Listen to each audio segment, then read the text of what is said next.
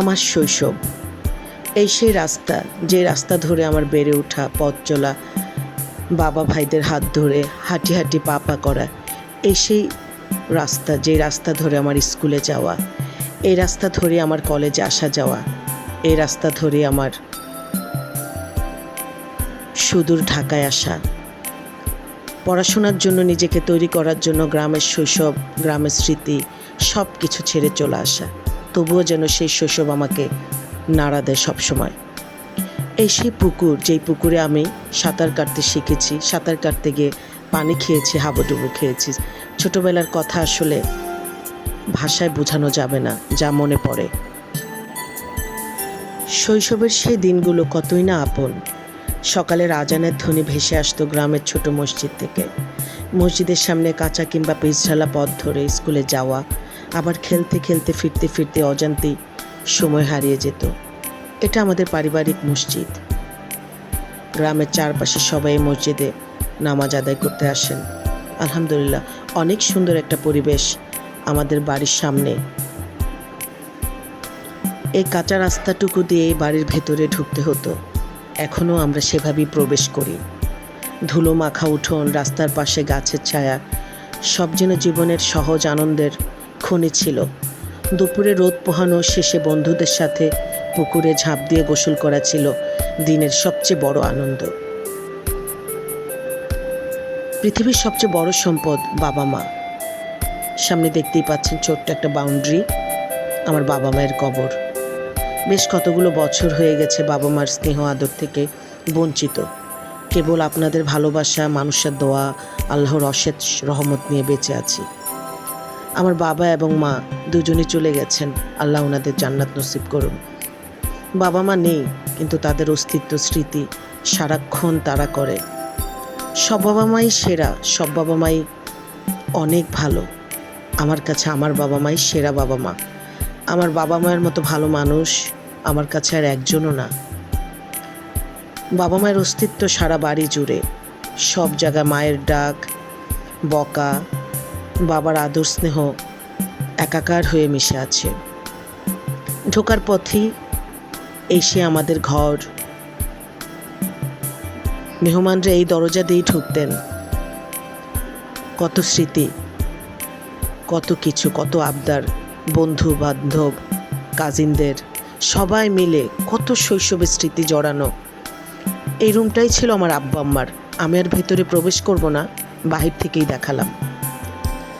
এই যে বড় বড় সিঁড়িগুলো দেখছেন, ছোটবেলাকার স্কুলের বাহিরে যতটুকু সময় বাড়িতে থাকতাম, এই সিঁড়িগুলোতেই খেলাধুলা থাকতো আমাদের সব সময়।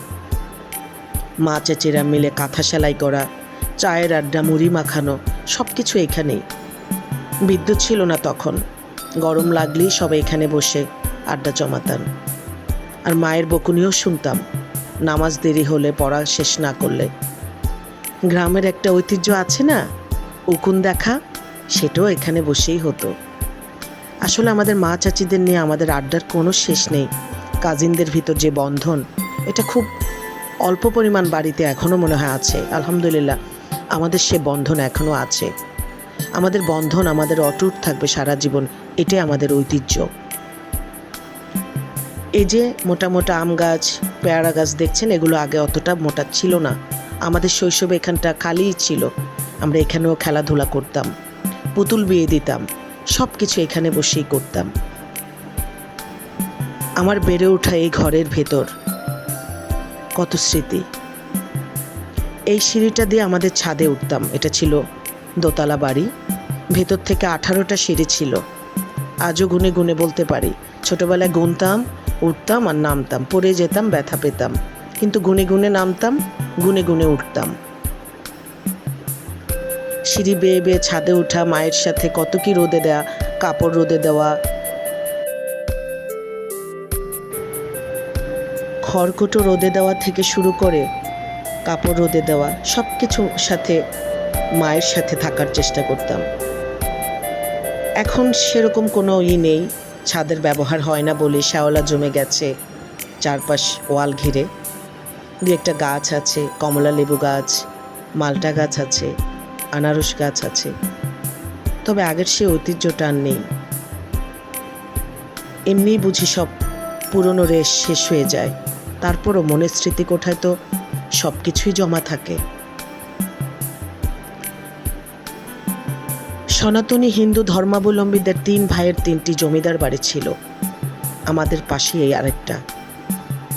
ওনারা চলে গেছেন এগুলো ছেড়ে দিয়ে, কিন্তু ঐতিহ্যগুলো রয়ে গেছে। আজও এখানে ভিডিও করতে আসে মানুষ, সেলফি তুলতে আসে। অথচ আমাদের শৈশব বেড়ে ওঠা এই বাড়িগুলো ঘিরেই আছে সমস্ত স্মৃতি। কখনো নিজেরা সেলফি তুলিনি, ভিডিও করার প্রয়োজনও মনে করিনি। এই বাড়িটাও এমনিতেই এখন পড়ে আছে জরাজীর্ণ অবস্থায়। কত স্মৃতি। যে পরিবারটা এই বিল্ডিংয়ে থাকতো তারা কেউ নেই এখন। এটা বাড়ির ব্যাক সাইড। বাড়ির ফ্রন্ট সাইডটাও আমি আপনাদেরকে দেখাচ্ছি। এখানেও আমাদের খেলাধুলা চলতো। এই যে লম্বা সিঁড়িগুলো দেখছেন না, এই সিঁড়িগুলোতে বসে কত রেডিও শোনা, গান গাওয়া, চা খাওয়া, কত খেলাধুলা, বউচি, কানামাছি, ক্যারাম, লুডো, হাডুডু। কোন খেলা আমরা খেলিনি? সব ধরনের খেলা, ছেলে মেয়েতে কোনো ভেদাভেদ ছিল না। এই সেদিনের কথা, আমরা ভাই বোনরা, আমার চাচিরা মিলেও আমরা বউছুই খেলেছি। অনেক সুন্দর ছিল আমাদের শৈশব, যা শুধু এখন মন কাঁদায়, নাড়া দেয়। স্মৃতি রোমন্থন ছাড়া আর কিছুই করার নেই। আমার এই ছোট্ট ভালো লাগার সময়টুকু আপনাদের সাথে শেয়ার করলাম।